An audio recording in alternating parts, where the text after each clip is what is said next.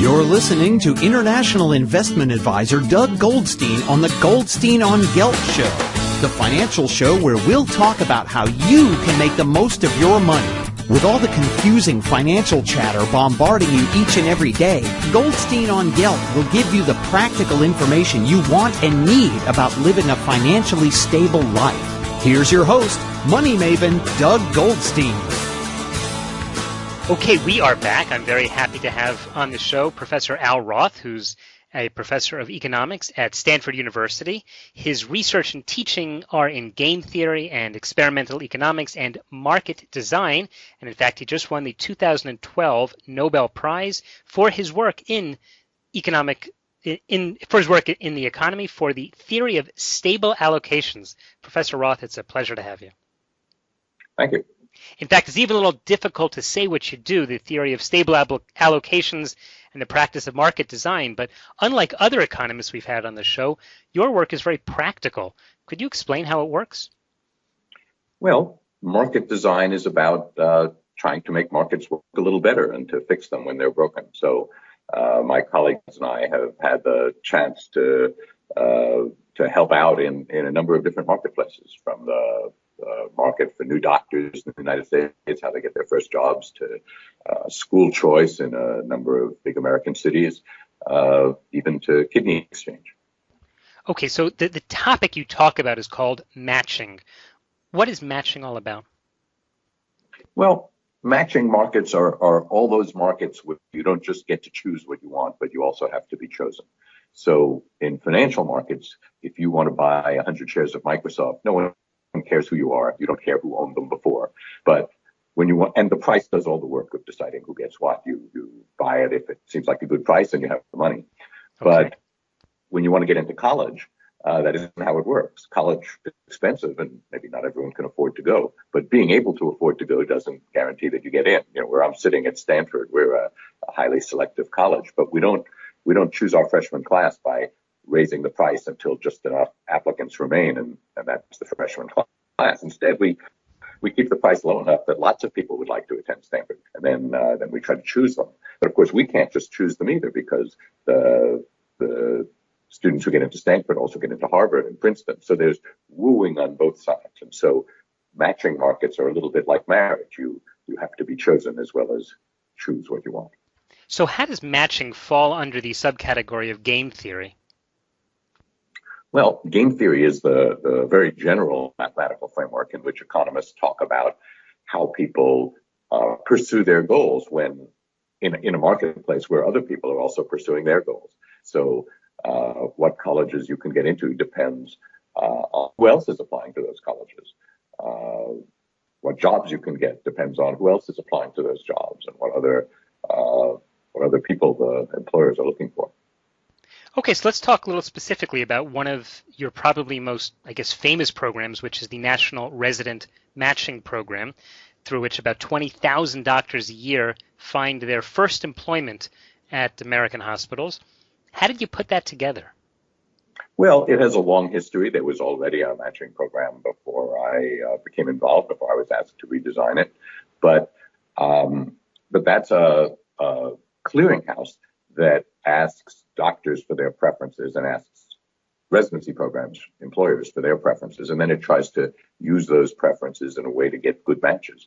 And so one thing that's important is to ask for the preference information in a way that makes it safe for people to tell you their true preferences. And they shouldn't have to be strategic and think about how will you use the information. They should be able to just tell you what they like. And so we've been able to do that. Incidentally, resident matching in Israel is a pretty complex thing. There's a little bit of an aftermarket. It's a very different story in Israel, and it causes some angst to new Israeli doctors. Okay. So the theory of matching, are there applications to it, for example, on Wall Street, where I tend to spend most of my time? My day job is that I'm a financial advisor. I deal with stocks and bonds and financial planning. So we really deal at the end of the day with how much money is on the table. Is there any overlap, or are you just an economist in this field very theoretically? No. Market design is about the detailed rules by which markets are put together. And of course, financial markets have lots of rules.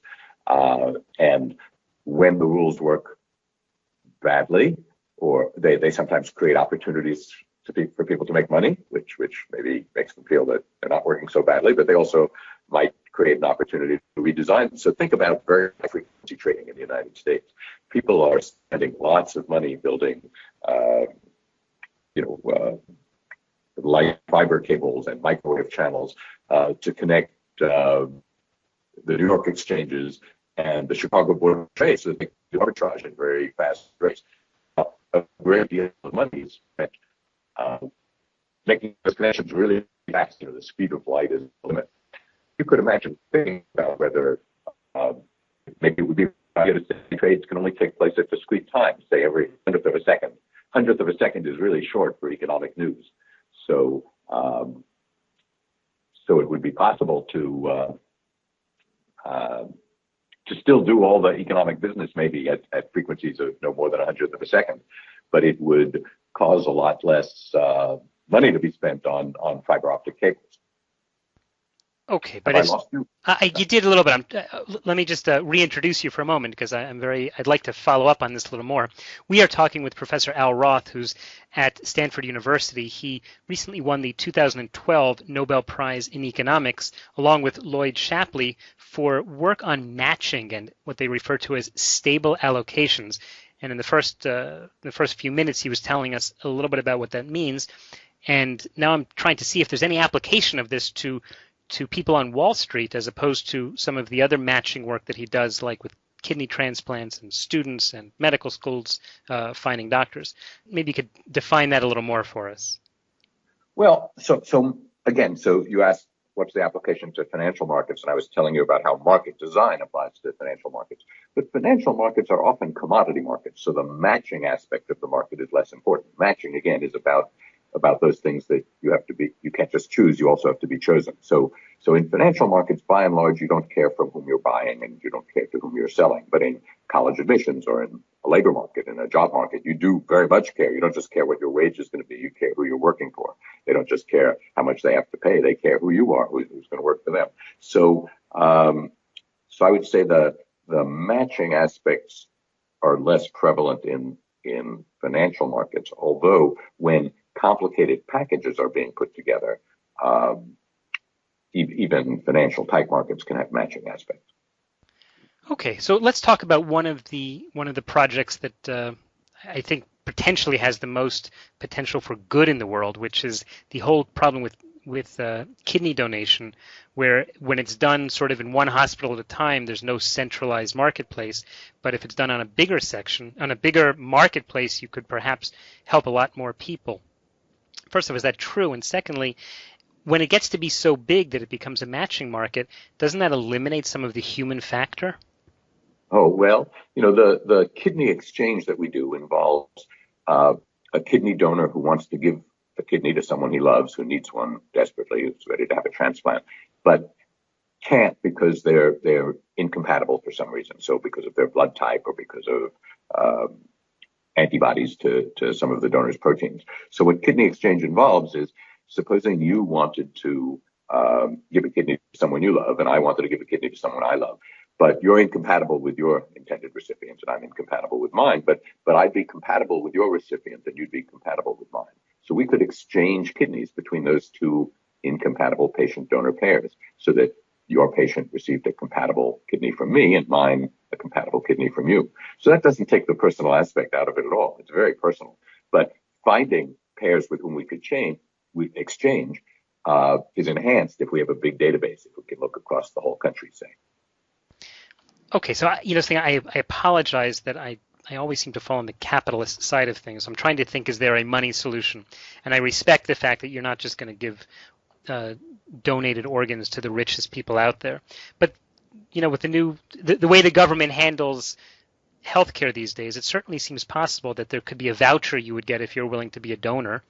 And then the government figures out a value for this and then can begin to use some sort of monetary system rather than a more complex matching system. Yeah. Is there a solution in that way? Well, there might very well be. Right now, the only country in the world in which it's explicitly legal to buy and sell kidneys is the Islamic Republic of Iran. In most countries, including Israel and the United States, it's against the law. And this is because people have strong objections of various sorts to monetizing that market. That we could, that it's a long discussion that could be had. It turns out the Jewish halacha is not irreversibly opposed to having a monetary market. One of the great Israeli poseks, Shlomo Zalman Auerbach, thought that under some circumstances it might be okay to receive money for a kidney donation.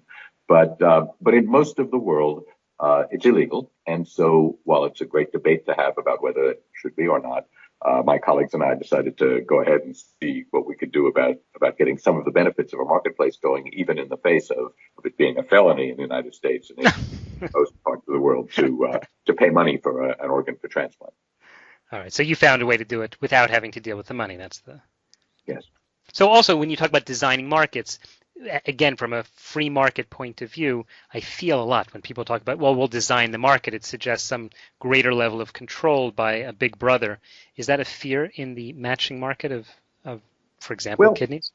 There's an enormous difference between a centralized marketplace and central planning. Right? Central planning has the idea that there's some planners, maybe Big Brother, if you like, who knows what should happen. But a marketplace is just a place where people come together in a decentralized way, although it may be a centralized place that makes it easy. So think of the New York Stock Exchange. That's a centralized place, but there isn't central planning that goes into it. The marketplace makes it easy for traders to trade with each other, but who trades what depends on what they want. And that's, I think, the way to think about the design of marketplace. Marketplaces. Even philosophers and economists who are champions of the freest of free markets, by and large, approve of market design. If you read, say, Friedrich Hayek in his The Road to Serfdom, he says one of the biggest problems for people who advocate free markets is that some people think that means laissez-faire, no rules at all, when in fact a free market is one that has rules that let competition work well. Okay, I guess if you're quoting Hayek, then you must also be able to see this from the point of view of a real free market kind of libertarian. Yeah. What's the next stage of your research now that you've actually done the research on this and it's being applied in a number of areas? What can we look forward to? Well, markets can continue to be improved. I continue to do a lot of work on, very non-financial markets like kidney exchange and like school choice. So in the United States, we've helped redesign school choice systems for New York City high schools and for Boston public schools at all levels, and in Denver and in New Orleans. So these are cases where you're allocating scarce resources, and allocating them, helping allocate them intelligently doesn't make them less scarce, but it makes more efficient use of them. So that, because sometimes, for instance, your child might want to go to the school that my child would otherwise be assigned to, and vice versa. And it eases the scarcity if kids can get into the schools that their families want them in, where they think they would thrive. So we try to do that. Are there any political applications to your research? In Israel, the hot topic is always the question of whether there should be some sort of land for peace exchange, which is also a non-monetary exchange. Is there some level of matching here, or is that beyond the scope of the way economists look at it? Everything that I'm not expert on is beyond my scope to comment on. It takes me a long time to understand anything. That's a subject that, like everyone, I have opinions on, but are far beyond my area of expertise. So I think I'll just pass on that. Okay, so we'll leave that for the politicians. Stan, it's good timing because we're just about out of time. In any case, we have been talking with Professor Al Roth, who is a professor of economics who's doing fantastic research on what's called matching, stable matching, which brings together people in a marketplace which is not connected with money. He's responsible for helping tens of thousands of doctors find good employment at American hospitals, for helping people find a way to engage in kidney donation, help students all over the world. Professor, just in the last couple of seconds, tell me, how can people follow your work? Well, if you type my name on Google, you probably can get to my webpage, which is still at Harvard, but we'll be moving to Stanford, but it's on the web. And I also have a blog that I write something almost every day called Market Design. So if you type Market Design into Google, you can check up on me. Okay. Professor Al Roth, thanks so much for your time. Well, thank you. You've been listening to the Goldstein on Gelt Show with money maven Doug Goldstein. Doug's weekly radio show is heard around the world, but if you miss it, you can download the podcast at www.goldsteinongelt.com. The Goldstein on Gelt Show gives you up-to-date financial ideas so you can get on the path to financial freedom. If you'd like your questions answered on the air or off, send Doug an email to doug@profile-financial.com. It's your money for your future, so join Doug every week to build your wealth on the Goldstein on Gelt Show.